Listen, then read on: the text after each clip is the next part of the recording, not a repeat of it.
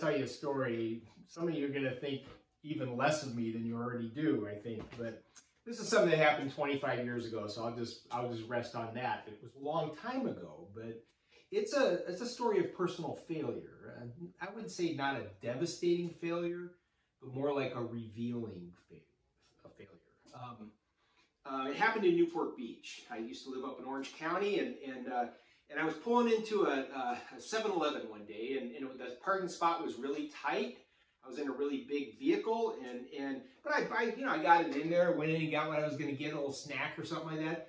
Came back outside, and there was a Slurpee running down the side of my door, and there was a snot in a bikini sarcastically looking at me, and she told me, oh, it was kind of tight getting into my car, so I think I might have spilled a little on yours. And she, and I said, wow, you're a real sweetheart, aren't you?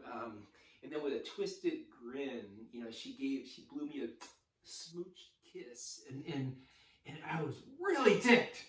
And my temptation was to destroy the side of their car as I pulled out. After all, I was in a big 2,500, barn door Suburbans. Remember those things, and I could have done some real damage to their vehicle without doing anything to mine. I was pretty sure. And I would have said, oh, sorry, it's kind of tight getting out.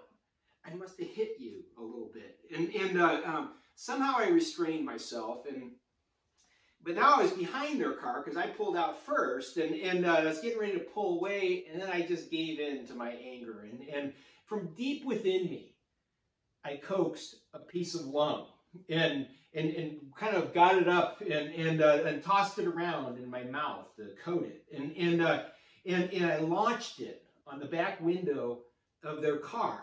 It was a beautiful, smeared sight. And then mumbling and grumbling, I drove back to the church office to read my Bible and to pray. Now, I'm not proud of that moment. It was immature. I was out of control. Definitely not what Jesus would have done, right?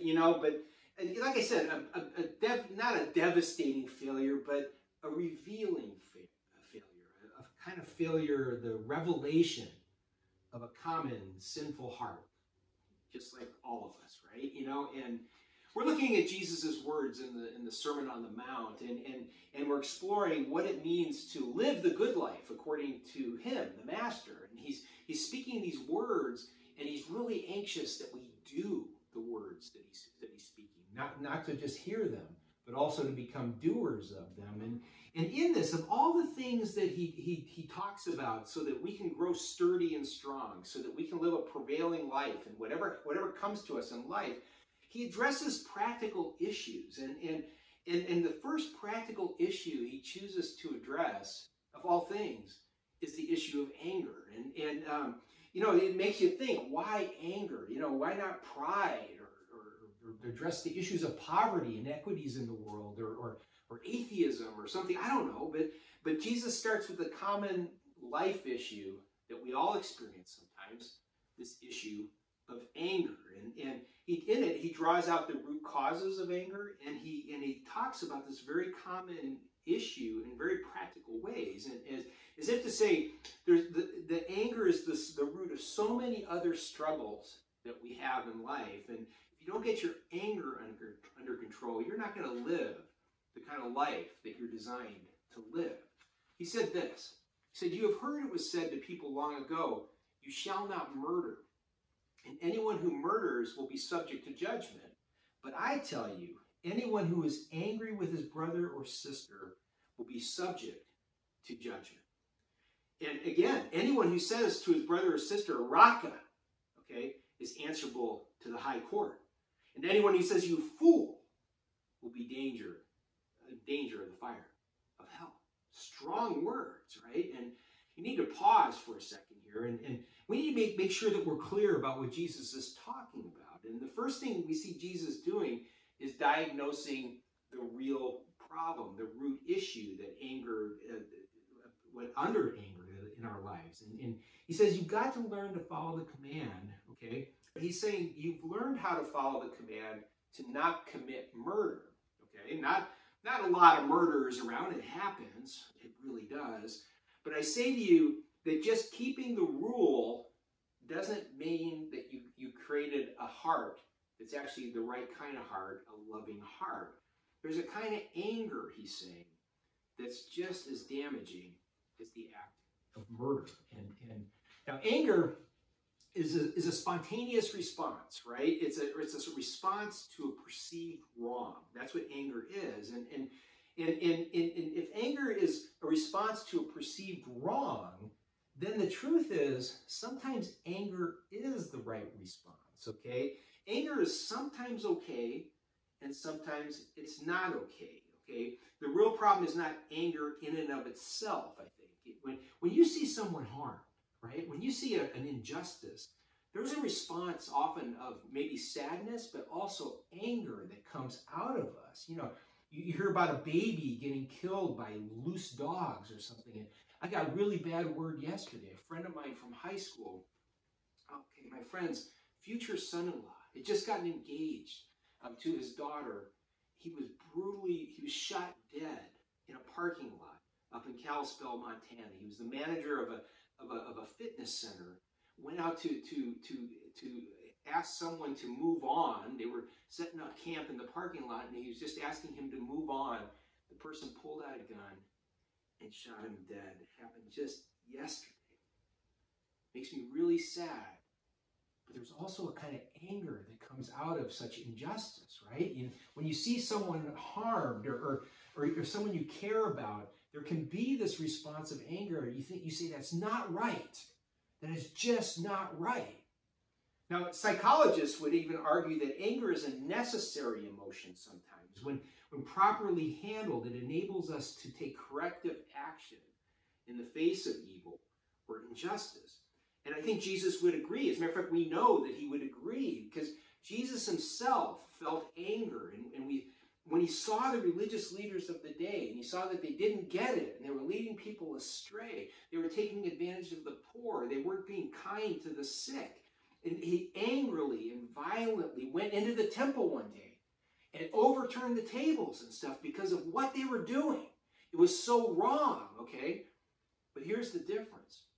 When Jesus got angry, he didn't allow his anger to fuel his ego like we do sometimes. Yeah, I told them off, that type of thing. I said, and it doesn't lead him to senseless violence. It led him to sometimes even violent acts that were corrective. When he saw injustice, he felt anger, and he felt a righteous kind of indignation. So feelings of anger are not necessarily sinful.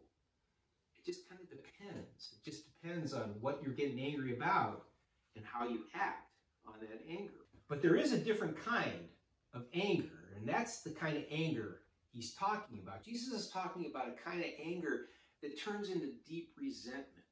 He's talking about a kind of anger that stirs up within us contempt for another person. The word Jesus uses for anger depicts kind of like a pervasive, ongoing grudge, okay, that a person might hold on to someone, towards someone else for days, weeks, months, even years, right? And any of us ever hold a grudge? We're all guilty of that. When I say, who is that person that you have that grudge against? Is there a face that pops up? Is there a name that comes to mind? And sometimes these people that we get angry with, they become part of who we are, this anger that we feel towards them. And you start to almost like need that anger because it's part of your identity. And maybe in some circumstances, it's a way for you to make you even feel good about yourself in a certain kind of weird way. And Jesus says that kind of anger is dangerous, it's damaging, and it's damning, okay? Jesus is talking about the kind of anger that says, we heard it, raka, towards that person. Now, raka is an Aramaic word. It's an ancient word. The common language of Jesus' day was Aramaic, and it's a word that literally means stupid, okay? It means you idiot, okay? And ever have somebody pour a Slurpee on the side of your car? Ever have somebody, you're driving down the road and they just like idiots cut you off, right? You know, you ever have a coworker that keeps making the same mistake, or a friend or somebody you live with, and you just, oh, you idiot. Okay? When those things happen, our instinctive response is to think things like that. What an idiot. Only an idiot would do something like that. Raka. Okay? And Jesus says that kind of anger is dangerous. It's damaging. Why?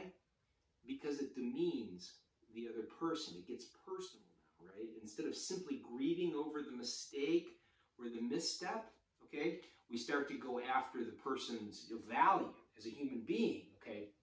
Now, in my experience, baseball fields, okay, have a reputation as being a place where unrighteous anger often finds free expression. It's just kind of like one of those places. And I've been on Little League boards and stuff, and I remember the first time we had this thing called, we had field duty, we had board duty, and we had to like turn the lights on and off, lock the gates and stuff after the games and whatnot. And the first time I ever did that, okay, flew solo, I accidentally made a mistake.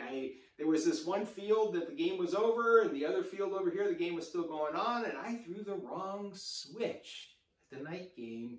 And instead of shutting off the field where the game had stopped, I shut down the wrong one. The game, all of a sudden you hear this, whoa, this moan come from the crowd. It was a game against a town from a team from another town, and well, because of the kind of lamps they had up there in the sky, it takes about 20 minutes for the lights to recover and to come back on and light the fields up again. And well, I discovered that 20 minutes is plenty of time for people to express their feelings about my error, right? You know, and by the way, many baseball parents, in my experience, are quite skilled at expressing their anger. And so I kept apologizing, you know, and after a while, as we're waiting for the lights to come to full power again, it started to make me a little angry, you know, and after all, the way some of them were yelling at me, you would have thought they never made a mistake before, and well, I told them that, you know, and thus goes the spiral.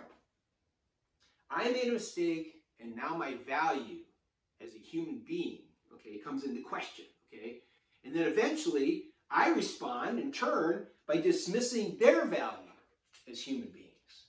That's the spiral of anger. So Jesus drives the point home.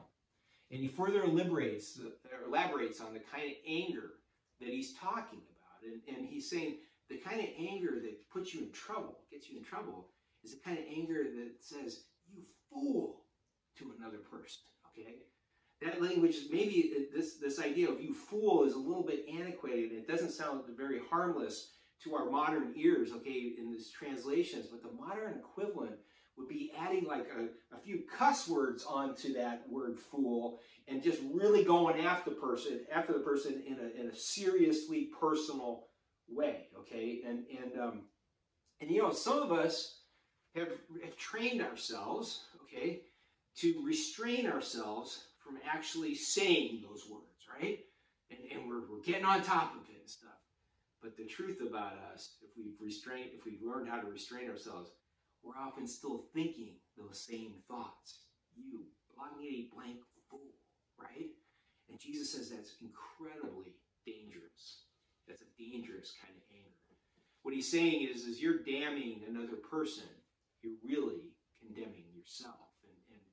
And everybody, many of us at least, struggle with the kind of anger. That anger every day we can experience it, right? An anger that fosters deep resentment towards another person, an anger that dismisses the competencies of another person, that attacks a fellow human being.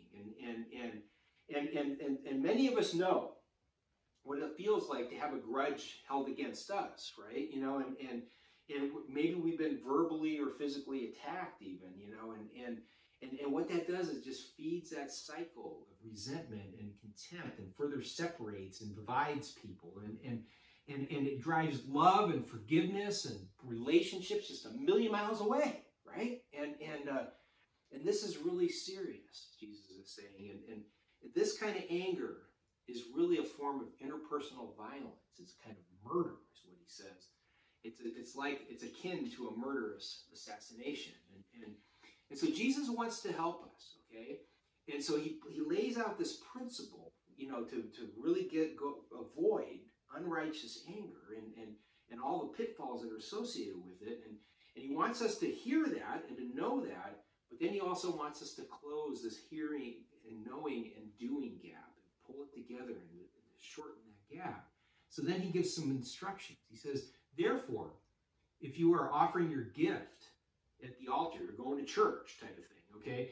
And there, as you're going up to offer your gift of worship to God, and as you're doing that, you remember that your brother or sister has something against you, okay?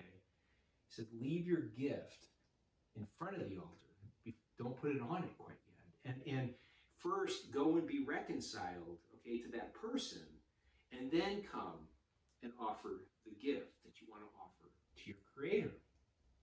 And then he says, settle matters quickly with your adversary who's taking you to court, okay?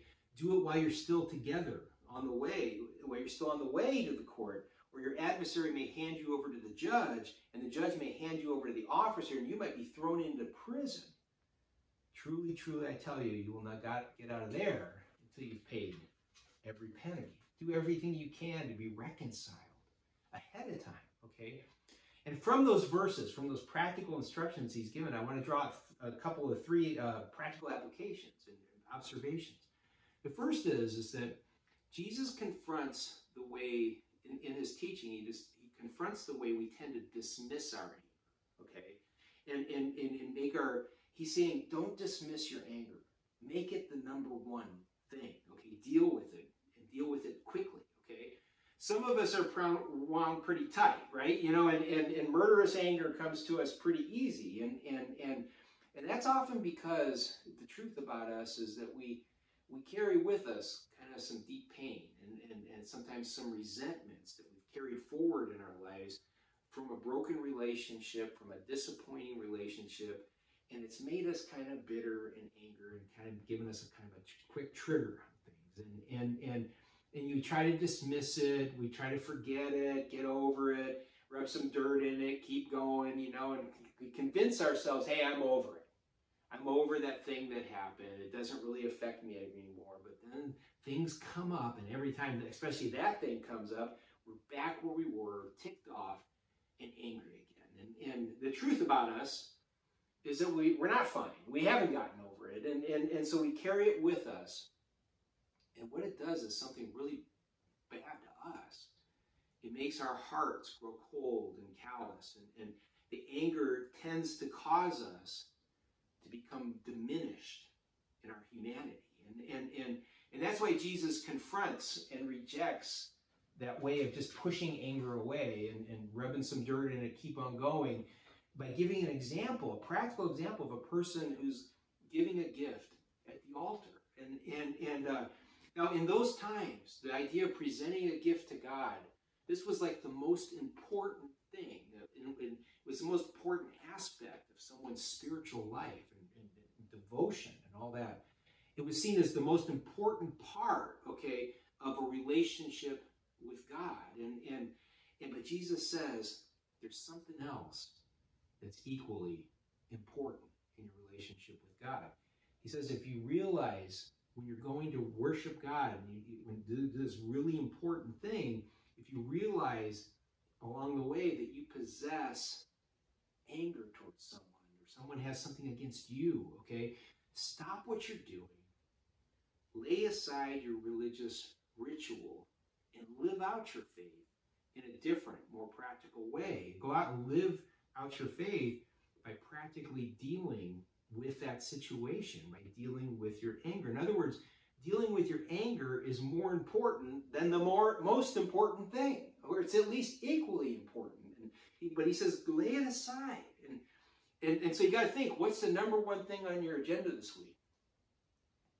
Well, if you got something in your life, somebody in your life that you have to go deal with, okay, that number one thing you were thinking about just became the number two thing, okay?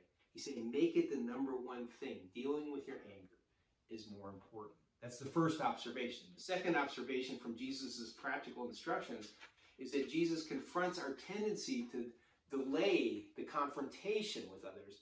He says, deal with it now. Don't wait, okay? He gives an example of a lawsuit, and he says, go, settle matters quickly with your adversary. Don't even wait till you get to court to argue your case. Try to do it before you have to go to court, okay? He's not saying that, what he's not saying is that we should try to force reconciliation when there's an unwilling party, or that we should just give in to the demands of our adversary, okay? Or that we should put ourselves in harm's way. No. If you're in a dangerous situation, you need to get out of it. That's just the truth. But Jesus is saying, quicken the pace, quicken the pace, quicken the pace when it comes to resolving conflict with other people. Don't wait weeks, months, years before having their conversations. Now, to be fair, sometimes we do need to cool down, right? Sometimes we need to go take that walk, and kind of get some thoughts on what's really going on. In fact, sometimes we need to take a walk, we need to process our feelings so we can plan out what we need to say so that we can prove the other person is wrong and that we're right? That's how we tend to go. And he says, no. But here's the thing. In truth, sometimes we do need to collect our thoughts and our feelings so we can think and speak clearly and objectively about the situation, okay? But that's not the same thing as saying, I'm going to do it sometime later when I have more time, or something like that. Jesus says, do the best you can to settle things quickly in human conflict, okay? Don't delay the confrontation. Resolve it. It'll go better if you resolve it sooner. And then the third and final thing from Jesus' practical instructions is that Jesus confronts our tendency, okay, to discuss our anger with other people, okay, before we do it, or actually instead of, lots of times, going to the actual person. He says the next step, the final step, is to go and be reconciled with that person. Do everything you can, okay, to settle matters quickly with the person that you have the issue with, okay? And that doesn't include just going to the other person over here first that likes to gossip or something like that. To be fair, sometimes the situation that we face, we face stuff in life that's so severe that we do need counsel. We need objective counsel on how we can move forward. But that's never a substitute for going to the person and saying, this thing that happened, it's hurtful to me, and I'm sure it was hurtful to you. Can we talk about it? Can we resolve this? And Jesus knows that we're prone, to saying, going to other people and saying, can you believe what so-and-so said? Can you believe what they did? That type of thing. And we're all guilty of that, right? Sometimes. But Jesus says, no, go to the source of the issue, okay? In the conflict, and start there, okay? If someone it comes to you, and here's another piece of advice on the flip side of that. If someone comes to you and starts tearing into someone else, okay, and dumping that on you, the best thing you can say to that person is, have you talked to the person that you're speaking about right now, okay? Because if not, maybe you should start with them, and then if you still need advice, maybe you can come back and we can talk about it. But don't dismiss it. Don't delay the confrontation or first go to third parties. It's so simple to follow his instructions, but yet at the same time, it's so hard. I mean, that's just how we are. And that's why Jesus addresses this issue so soon in his message. And these are the kinds of actions that Jesus says will change our hearts. Living this way will set us free and make us whole again. And think about in this world we live in where people are just feeling so free to just talk about how angry they are all the time. We're living in this age of complaint and anger, and most people are doing it from distances on social media and that type of thing with their thumbs and stuff, rather than going to people face to face. And think about what would happen to your community, your family, your world, okay, if we put this into action. Can you imagine how amazing this world would be? It would turn this place upside down, right? Well, it would turn it right side up, really. It would make everything better if we learn how to do this, which is exactly why Jesus asks us to do this. And he promises us that he'll be with us as we go out and do this. If we put this into practice, just wait for miracles to happen. Be blown away when the reconciliation happens, when you just sleep better at night, when the stress and the anxieties related to interpersonal conflicts start to melt away. Let's pray together. Lord, we pray that you would let it start with us. Let it begin with us. Make us the ones who push back on our angry world as we push back on our own personal anger, and allow it to be replaced, Lord, with reconciliation, understanding, and peace. Lord, make us agents of reconciliation, understanding, and peace. For it's in your holy name we pray. Amen. I hope you continue with us on our journey through the Sermon on the Mount. Hey, we meet on Sunday mornings on our Lake Wolford Road campus in Valley Center, California at 9:30 a.m. We'd love to see you in person. Bring the kids. We got stuff for them to do too. For those of you who have been supporting our ministry financially, we thank you so much for the gifts that you give us. And I hope if you haven't been supporting us that you'd consider doing so. You can see the information on the bottom of the screen on how you can do that. God bless you, and I hope you have a great week.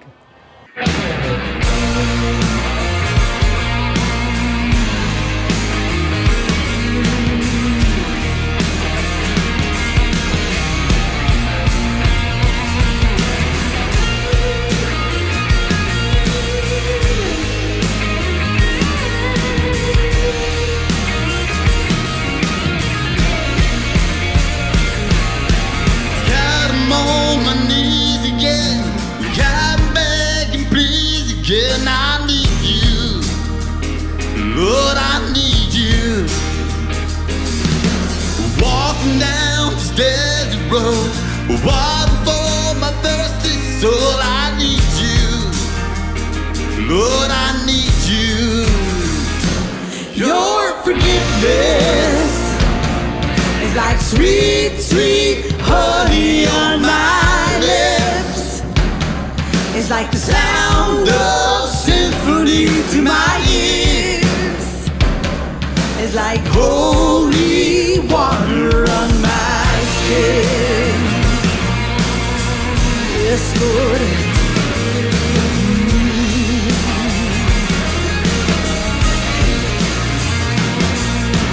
Dead men walking slave to sin. I want to know about being born again. I need you. Oh God, I need you. So take me to the riverside. Take me on and baptize. I need you. Oh God, I need you. Your forgiveness is like sweet, sweet honey on my lips. It's like the sound of symphony to my ears. It's like holy water on my skin.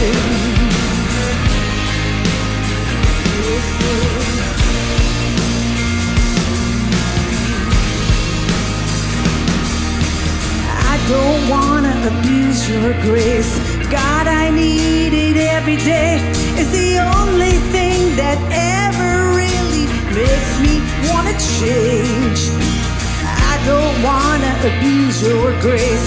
God, I need it every day. It's the only thing that ever really makes me wanna change. I don't wanna abuse your grace. God, I need it every day. It's the only thing that ever really makes me wanna change. I don't wanna abuse your grace. God, I need it every day. It's the only thing that ever really makes me wanna change. Your forgiveness is like sweet, sweet honey on my lips. It's like the sound of symphony to my ears. It's like holy water. Your forgiveness